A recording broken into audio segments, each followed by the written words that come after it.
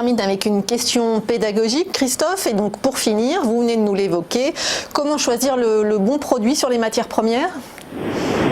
Oui, surtout sur ces certificats leverage et short, donc qui sont très attractifs, très simples d'utilisation à première vue, puisque c'est un facteur d'accélération qui est défini dans le produit. Nous en l'évoquions sur les matières premières, ou par exemple sur les métaux précieux, où nous proposons des produits qui vont faire x15 jusqu'à x15 ou x-15. Alors l'important dans ce type de produit, c'est de bien comprendre qu'on va faire du levier quotidien, c'est-à-dire que la performance qui est modifiée, c'est celle qui est modifiée chaque jour.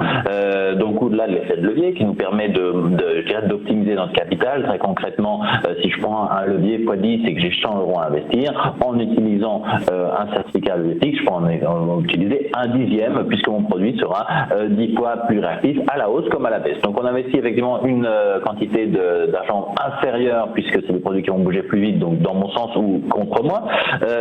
Mais l'important, c'est surtout de se constater qu'on va parler de levier quotidien, c'est-à-dire que nous allons modifier la performance quotidienne de ces actifs pendant la journée. C'est-à-dire que si on est dans un scénario de court terme, c'est des produits qui vont être adaptés. Si on est dans un scénario de long terme, on ne va pas retrouver au bout de 10 jours, un mois, une performance en fait multipliée par 10, mais on va retrouver une combinaison de performances quotidiennes multipliées par 10, qui va pouvoir faire une performance positive ou négative pour l'investisseur.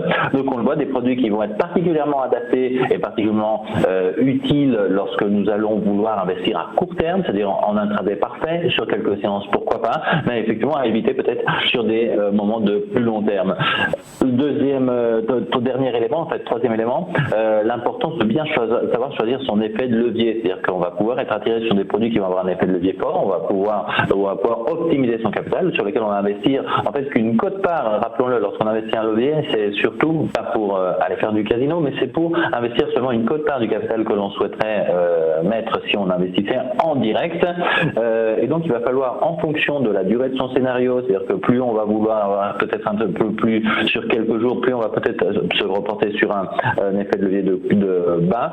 Si on est peut-être vraiment sur quelques heures, on va pouvoir aller chercher un effet de levier qui est fort. L'importance donc de bien savoir choisir son effet de levier, et naturellement, comme tous les investissements en bourse, de ne pas hésiter à couper ses positions, de se fixer des stops a priori. Et donc si mon scénario est gagnant, laisser courir ses pertes en remontant son stop. Par contre, si mon scénario est perdant, ne pas hésiter à mettre en place son stop. En Bourse de Paris, l'ordre qui permet de mettre son stop s'appelle le stop and quote, et il vous permet de déclencher votre transaction directement sur la cotation du market maker. Ces produits sont cotés en continu en Bourse de Paris, ce qui est un élément de transparence dans le choix de vos investissements.